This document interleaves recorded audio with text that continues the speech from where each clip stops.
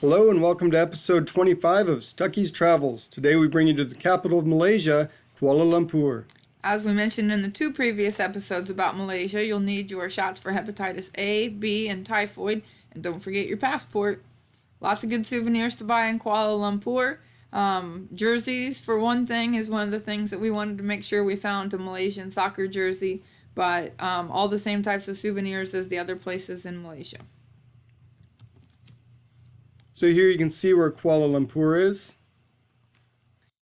And we tried to make a map of all the things, the main highlights that we wanted to see within Kuala Lumpur so that we could make the best use of our time and also planning out our routes with getting grab drivers. So we started at the very south end, Tian Hao Temple at the very bottom, and worked our way towards the northeast. So here you can see Tian Hao Temple, very large Chinese temple. It was really, really impressive. We have several photos of the different things that we saw. We probably spent over an hour here. There's just so much to see. Thought this was interesting. There have been a few places when we've been in Southeast Asia that have had sort of almost comical pictures. You know, this person trying to use a stick to get the tiger off of the person. Beautiful ceiling. So this is more towards over in the direction of the hotel where we stayed, but it was just interesting to note that there were different sculptures along street corners and intersections. The left-hand side that is the faces because the condominium complex was called the Faces. And on the right you can see a fountain made of elephants. Again, elephants are key in the area. Malaysia, Thailand, Cambodia. So one of the next things we did was we went across the way to Pineapple Hill, and that's the Kuala Lumpur Forest Eco Park. And so there's different trails that you can go on. We really, to be honest, were a little bit lost most of the time. So when we go back someday, we'll make sure we're a little bit more planned on how to enter the trails and exactly what all there is to do in this area. But we spent a while exploring and hiking. And it is a little bit of a shortcut from where we were to get to KL Tower. So there's the Eco Park, lots and lots of steps. Pineapple Hill is on a kind of a big hill, as well as KL Tower on a big hill. There was a parkour course, so Miles was the only one brave enough to participate in that. Get all sorts of flips and stuff. Yeah, I couldn't capture the flips, he was too fast. Yeah. Then we got up to where we would go to KL Tower if we were going to. We made the decision not to for what it is. We felt like it was a little bit expensive and we wanted to cover a lot of ground and didn't want to have to wait to go up. So Central Market was one of the next places we went. So many shops to explore, food places as well as souvenir shops or just things for locals to buy. In that area, there was a really neat visitor center type place, and there was this replica of the city that you see over on the left, and it was in a really, really dark room, and they would light up different parts of the city as they were talking about future hopes of development opportunities. Yep, they've got some really large skyscrapers that they plan on building, and some of them they're currently building. The next area, just outside of the area where the Central Market was, is called the River of Life. It's a really nice pedestrian area. On the right-hand side, that's kind of like a miniature version of a mosque. And then on the left, there were these koi fish that went the entire length of one of the big sections along the path. I believe it's lit up at night. It also has like sort of like a fog-like effect that you can kind of see glimpses of on the right-hand picture. This was the National Royal Museum. It was actually kind of more over towards Tian Hao. It was the second place we went that morning.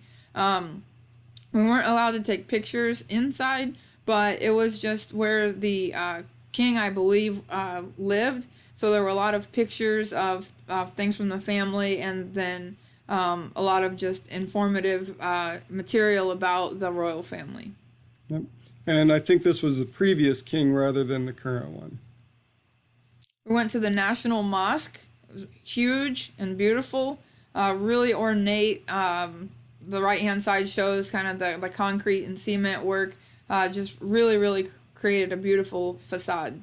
And you can see just how clean it is. Shoes aren't allowed inside most of the mosques, and they're constantly making sure it's a clean place for them. So I had to rent a robe to be able to wear into this area in order to be appropriately dressed. This is the prayer area of the mosque. They have fans going because of how hot it gets in Malaysia. Beautiful outside courtyard area. This is Independence Square, so I believe it's pronounced something kind of like Dataran Merdeka. I know I probably really mispronounced that, but a really beautiful Independence building. And this is Peddling Street, so this is more of a Chinese market in the area, but it's really well known, and you can find all sorts of things really, really cheap in this area. Yeah, so it's in Chinatown. That section of town has a lot of Chinese temples, like you see on the left, but then this is taken from the inside part. Now, we were at Peddling Street during the day, but from everything we read, it really, really picks up on how many people are there at nighttime and more vendors set up temporary booths instead of just these permanent booths. Next, we took a grab out to Amira's grandma's house, and she had been working all day to prepare, and maybe even the day before as well, to prepare a feast for us. It was amazing. Fried chicken and some things that we were used to eating, like rice, but then also a lot of local national dishes that we hadn't had before, so it was just amazing to get to experience all of those different things. Yeah, on the top right, you can see durian, and durian has become really expensive over there. It used to be fairly cheap, but as the Chinese influence came in, apparently they have a great taste for the durian, and the price shot up really quickly just because of demand. It's definitely a unique taste. It takes a while to get used to, but if you keep eating it, it grows on you, and then it becomes pretty sweet. But 2 durian fruit were 60 ringgit, which is about 15 US dollars, but think about in their money, that's about 60 US dollars equivalents. So that's really expensive for 2 pieces of fruit.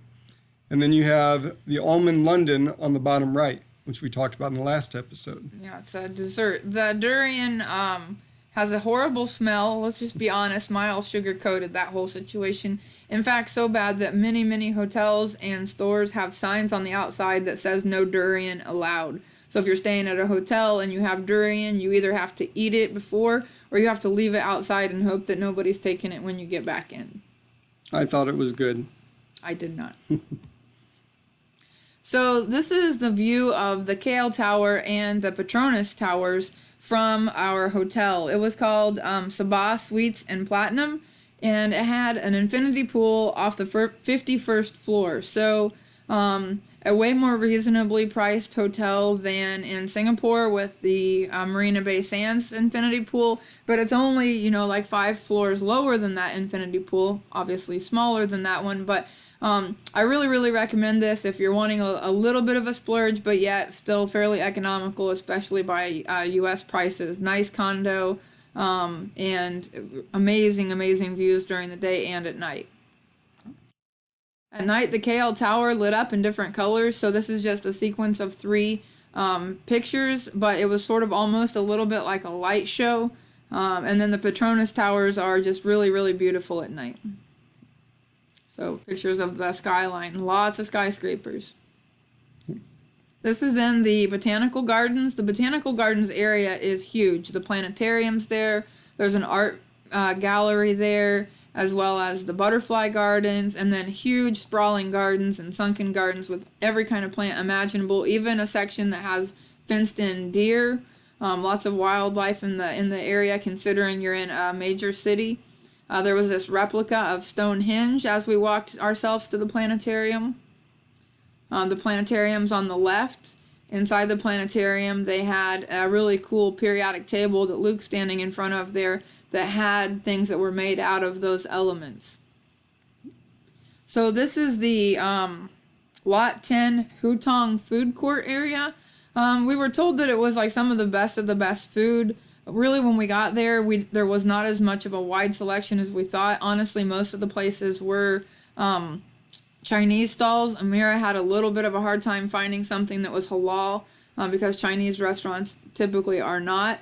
But the bottom left sign, you can't really see it too well, but one of the restaurants was called House of Fish Balls. And fish balls were one of the things that they sold in various shops. And Luke found some sushi within the food court. It was actually kind of a shopping center within the food court, and apparently the sushi was fairly cheap. So we did a bad job of capitalizing on that. Yeah, we had already ordered our chicken fried rice and things like that before we realized. But on the left hand side, you can see that those sushi are 2.2 ringgit, which is 50 cents.